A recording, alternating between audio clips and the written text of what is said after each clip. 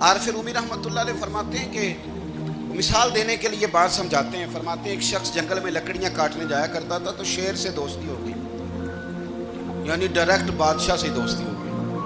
اور بادشاہ بھی وہ جو جنگل کا بادشاہ ہے, جنگل کے بادشاہ سے دوستی ہو گئی. اب وہ لکڑہارا غریب آدمی تھا, لکڑیاں تو کاٹنی ہوتی تھی. تو وہ جنگل کا بادشاہ اعلان کر دیتا جانوروں کو کہ میرا دوست آیا, ایک تو کوئی تنگ نہ کرے, اور دوسرا یہ کہ سب لوگ مل کے اس کے ساتھ تعاون کریں. کبھی کوئی جانور لکڑیاں اکٹھی کراتا, کبھی کوئی اپنی پشت پہ گدھا, بیل, گھوڑا, خچر رکھ کے وہ لکڑیاں باہر چھوڑنے آتا. تو اب اس کی بڑی دھوم مچ گئی جنگل کے اندر. لکڑہارا مزدور تھا, وہ بادشاہ سے دوستی کر کے بادشاہ بن گیا. وہ گھر آ کے نا بیوی کو اکثر بتاتا کہ میرا ایک دوست ہے, میں جاتا ہوں تو ساری پہلے ہی مخلوق کھڑی ہوتی ہے میرے استقبال کے لیے. دوستی جو بڑے سے ہو گئی ہے. بنا ہے شاہ کا مصاحب تو پھرے ہے اتراتا, وگرنہ شہر میں غالب کی آبرو کیا ہے.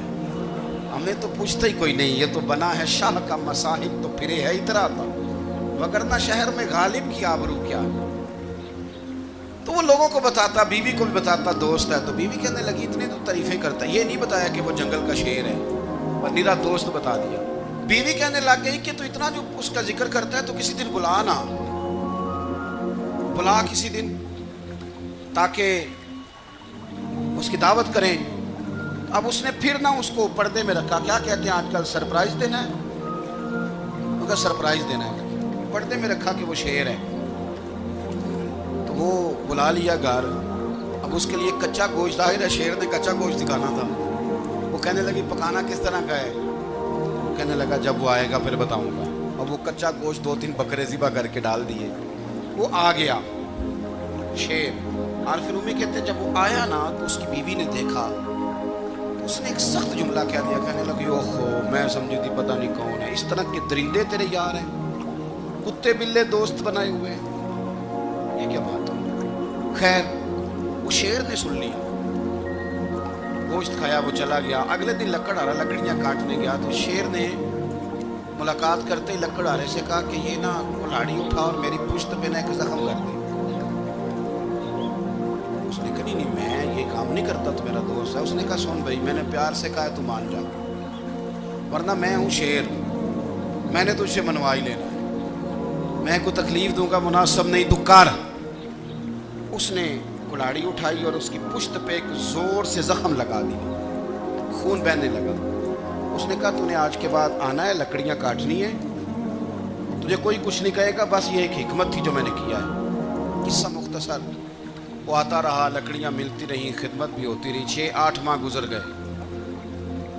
ایک دن شیر اس سے کہنے لگا یہ میرے ذرا بال اٹھا کے دیکھ, وہ جو تو نے زخم لگایا تو وہ کہاں پہ ہے. اس نے وہ بال اٹھا کے دیکھا تو زخم ملا ہی نہیں, کئی جگہ پہ ٹٹولا کا یار یہاں تھا, یہاں تھا, یہاں تھا. شیر نے پھر کیا کمال ہی جملہ کہا.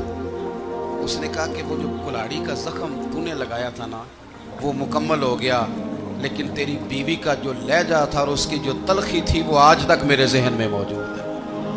وہ ابھی بھی مجھے تکلیف دیتی ہے. وہ بات سوچتا ہوں, مجھے اس نے درندہ کہا, اس نے میرے بارے میں اتنے کچے اور کمزور اور سخت جملے کہے, تو وہ بات مجھے بھولتی, وہ آج بھی میرے ذہن میں اسی طرح گونجتی ہے.